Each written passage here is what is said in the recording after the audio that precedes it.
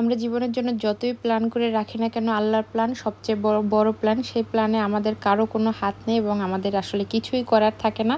আসসালামু আলাইকুম, সবাইকে ওয়েলকাম করছি আমার নতুন আরও একটি ভিডিওতে। এবং এই ভিডিওটা আমার জন্য এবং আমাদের পরিবারের জন্য আর কি অনেক বেশি স্পেশাল। সেটা হচ্ছে গত মাসের 18 তারিখ। কেন বললাম আল্লাহর প্ল্যান সবচেয়ে বড় প্ল্যান? আমার ভাইয়ের বউ হচ্ছে প্রেগনেন্ট ছিল, ও গিয়েছিল নর্মাল চেক আপ করতে গত মাসে 18 তারিখে।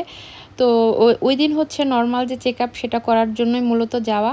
ওর কোনো প্ল্যানই ছিল না যে ওই দিনই বেবি হবে। আর বেবি হওয়ার ডেট মূলত 1 মাস পরেই দিয়েছিল, কিন্তু ওর হাই ব্লাড প্রেশার এবং ইউরিন ইনফেকশন থাকার কারণে জাস্ট ওই মুহূর্তেই ওরা সিজার করে ফেলেছে। আর হঠাৎ করে বেবি হয়ে যাওয়ার কারণে আমরা আসলে আমাদের কোনো প্ল্যানই বাস্তবায়ন করতে পারিনি বেবির জন্য। আমরা অনেক প্ল্যান করে রেখেছিলাম, যাই হোক কোনো কিছুই হয়নি, বা বেবির কোনো কেনাকাটাও আগে করা ছিল না। আমাদের তো ওরকম প্ল্যান ছিল না, ভেবেছিলাম যে 1 মাস সময় আছে, তখন হয়তো কেনাকাটা করতে পারবো। তোমাদের কেমন লাগতেছে? আমার একটা ছোট ভাই হয়েছে আমার কাছে। তুমি হ্যাপি? ইয়েস, আমিও হ্যাপি, কারণ সারাবি ভাই আমারও ভাই হয়েছে।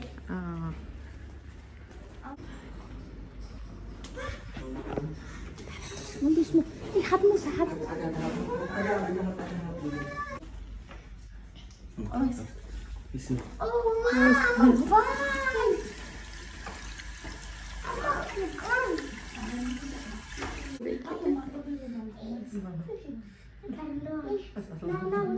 ভাইয়ের সাথে ভাইয়ের প্রথম দেখা।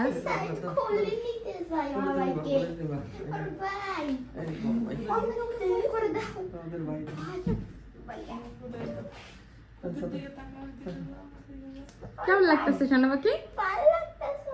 অনেক ভালো লাগতেছে।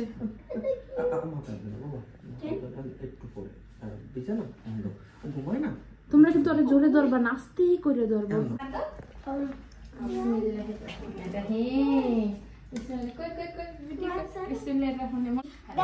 ঠিক করবো।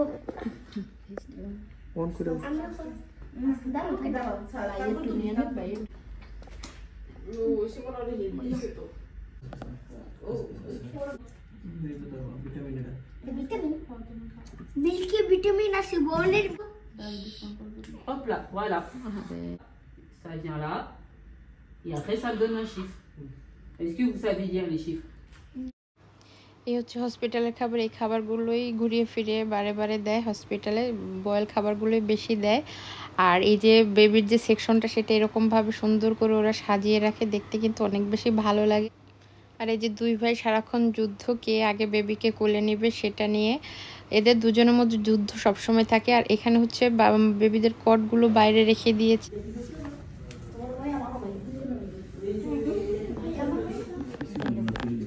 এবার প্রথম ভাইয়াকে কোলে নিচ্ছে, তাই অনুভূতি কি তোমার? অনুভূতি কি বলো? হ্যাঁ, তুমি ইমোশনাল হয়ে গেছো?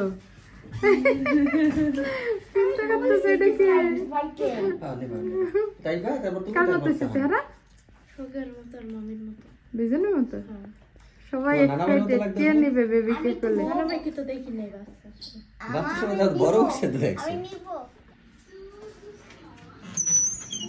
Welcome welcome.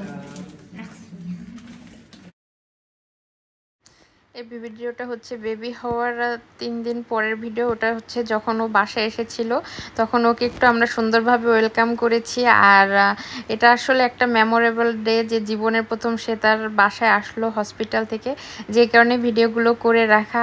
আর একটা বাবা মার জন্য কিন্তু একটা নতুন বেবি পৃথিবীতে আসা তাদের জন্য আসলেই অনেক কি বলবো, ইমোশনাল একটা ব্যাপার। আর প্রত্যেকটা বাবা মাই আসলে সন্তানদের জন্য কত যে কষ্ট করে।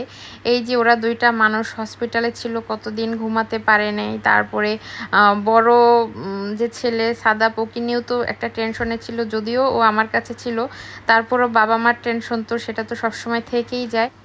যাই হোক, বেবি বাসায় আসার পরে ওকে নিয়ে আমরা একটা ওয়েলকাম কেক কাটলাম।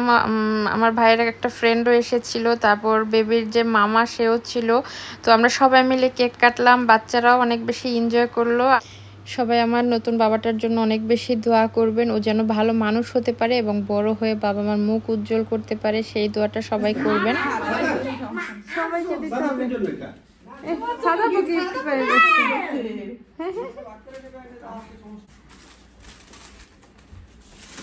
দেখছি ভাই এত কষ্ট করে আসছে না আবার এইগুলো নিয়ে আসছে।